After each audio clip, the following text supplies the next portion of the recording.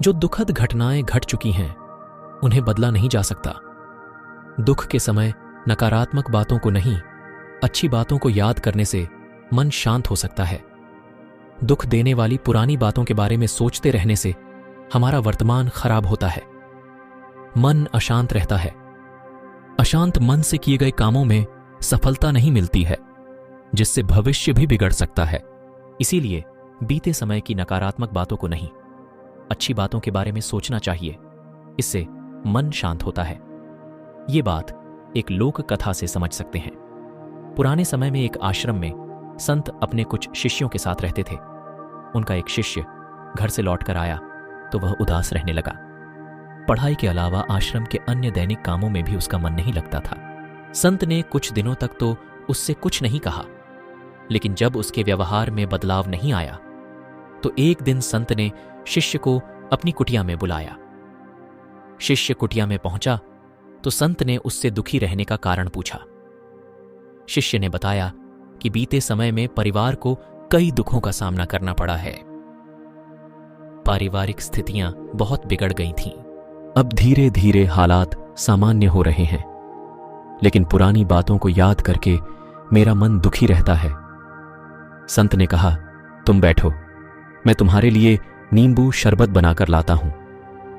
संत ने नींबू शरबत बनाया और उसमें जानबूझकर शक्कर कम और नमक ज्यादा डाल दिया। संत ने शिष्य को पीने के लिए शरबत दिया। शिष्य ने जैसे ही शरबत का पहला घूंट पिया तो उसने अजीब सा मुंह बना लिया। संत ने उससे कहा कि क्या शरबत अच्छा नहीं है? शिष्य बोला कि गुरुजी, इसमें नमक ज्यादा हो गया है।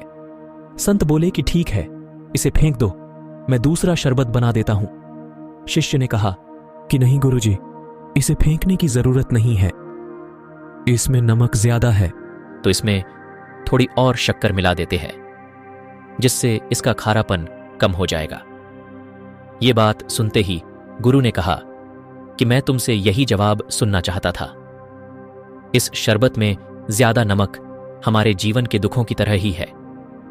जब हमारे जीवन में दुख देने वाली घटनाएं घटित होती हैं तो हम उन्हें बदल नहीं सकते। जैसे इस शरबत में मिला हुआ ज्यादा नमक हम निकाल नहीं सकते। इस नमक का खारापन कम करने के लिए हमें इसमें शक्कर की मिठास घोलनी होगी, जिससे यह शरबत पीने योग्य हो जाएगा। ठीक इसी तरह हमें भी बीते समय की नकारात्मक बातों को याद करके वर्तमान को खराब नहीं करना चाहिए। हमें सकारात्मक बातें सोचनी चाहिए, जिससे हमारा दुख कम हो सके। सकारात्मक और अच्छी बातों से ही बीते समय के दुख का प्रभाव कम किया जा सकता है। गीता में लिखा है, अपनी पीड़ा के लिए संसार को दोष मत दीजिए, अपने मन को समझाओ, तुम्हारे मन का परिवर्तन ही तुम्हारे दुखों का अंत है। जल्दबाजी में किया गया विश्वास और मेहनत के बिना लगाई गई आस, इन दोनों का परिणाम धोखा ही होता है। श्री कृष्ण कहते हैं कि हे अर्जुन, प्रबुद्ध व्यक्ति सिवाय ईश्वर के किसी और पर निर्भर नहीं रहता है। अगर आप किसी को छोटा देख रहे हो तो आप उसे या तो दूर से देख रहे हो या तो अपने भीतर के अहंकार से। जिंदगी के इस रण में खुद ही कृष्ण और खुद ही अर्जुन बनना पड़ता है। रोज अपना ही सारथी बनकर जीवन की महाभारत को लड़ना पड़ता है। अगर आप उन बातों एवं परिस्थितियों की वजह से चिंतित हो जाते हैं जो आपके नियंत्रण में नहीं, तो इसका परिणाम समय की बर्बादी एवं भविष्य में पछतावा है।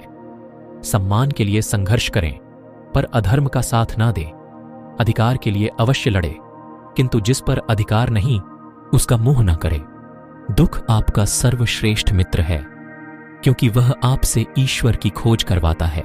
दो चीजों से इंसान सारे रिश्ते खो देता है, एक गलतफहमी और दूसरा इंसान का अभिमान। परेशानी आए तो ईमानदार रहें, धन आ जाए तो सरल रहें, अधिकार मिलने पर विनम्र रहें और क्रोध आने पर शांत रहें। यही जीवन का प्रबंधन कहलाता है।